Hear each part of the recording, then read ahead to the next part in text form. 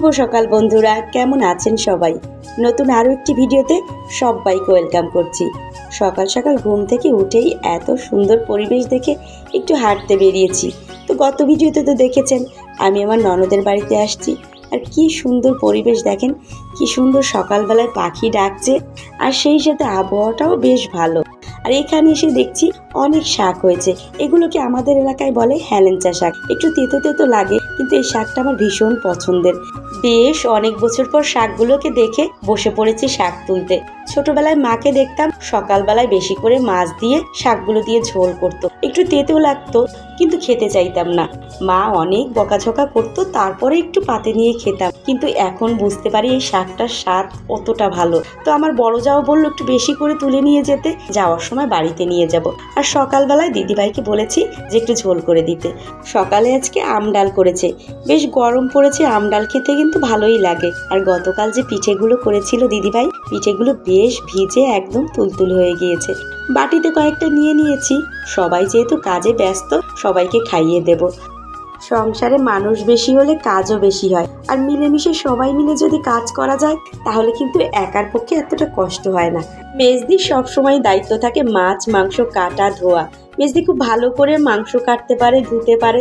এই জন্য আমাদের বাড়িতেও কোনো অনুষ্ঠান হলে মেজদি এগুলো করে থাকে। আমার ছোট যা পেঁয়াজ রসুনের খোসা ছাড়িয়ে দিচ্ছে, দিদিভাই মশলা বাটছে, তাড়াতাড়ি হয়ে যাবে। সকালের রান্নার দায়িত্ব পড়েছে আমার বড় জায়ের উপরে। আমার বড় যা রান্না করছে, আমরা সকলে মিলে গল্প করছি। আপনাদের তো বলেছিলাম যে আমরা রান্না করতে বসলে সকলে মিলে গল্প করি। আমার বড় জায়ের একটা কথা, তোমাদের রান্না করতে হবে না, আমিই করব। আমার কাছে বসে তোমরা সকলে গল্প করবে আর গুছিয়ে দেবে। সকালে যে শাকটা তুলে নিয়ে আসছিলাম, শাক দিয়ে সকালে মাছ দিয়ে ঝোল হবে। তো রান্না বান্না চলছে, দিদি এদিকে মশলা বাটছে।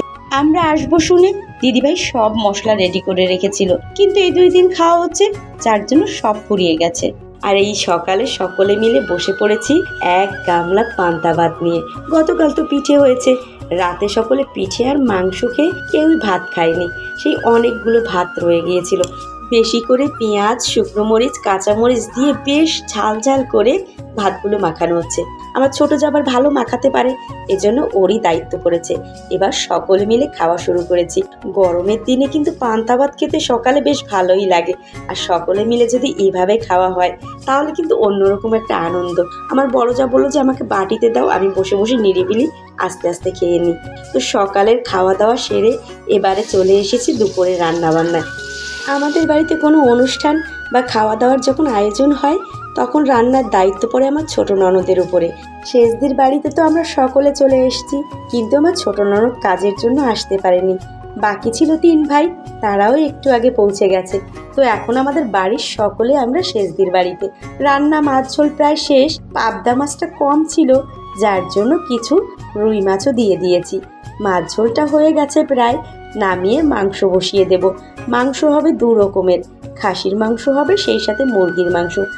আমাদের ফ্যামিলিতে 3-4 জন আছে যারা খাসির মাংস খায় না, তাদের জন্যই মুরগির মাংস করা হচ্ছে। তো রান্নাবান্না করতে বেশ অনেকটা বেলা চলে গেল, এজন্য আর ভিডিও করা হয়নি। দুপুরের খাওয়া শেষ করতে করতে আমাদের 5টা বেজে গিয়েছিল। সকলে মিলে গল্প করতে করতে খেতে বসেছি, কখন যে সময় চলে গেছে টেরই পাইনি। আর এইদিকে সন্ধ্যা নাগাদ বেরিয়ে পড়েছি, বেলাটাও পড়ে গেছে, গরমটাও একটু কম। আর দিদির ভাইদের বাড়ি থেকে তো বেশি সময় লাগবে না, আধা ঘন্টার মধ্যেই পৌঁছে যাব। পুরুষরা যারা ছিল সকলে মোটর সাইকেলে চলে গেল, আমরা ইজি বাইকে উঠে পড়েছি। এখন সকলে বাড়ির দিকে রওনা দিয়েছি। আজকের মতো ভিডিওটা তাহলে এখানেই শেষ করছি। নতুন ভিডিও নিয়ে খুব শীঘ্রই দেখা হচ্ছে। সেই পর্যন্ত সবাই ভালো থাকবেন, সুস্থ থাকবেন। আর ভিডিওটা কেমন লেগেছে কমেন্ট করে জানাতে ভুলবেন না। আজকের মতো টাটা, শুভরাত্রি।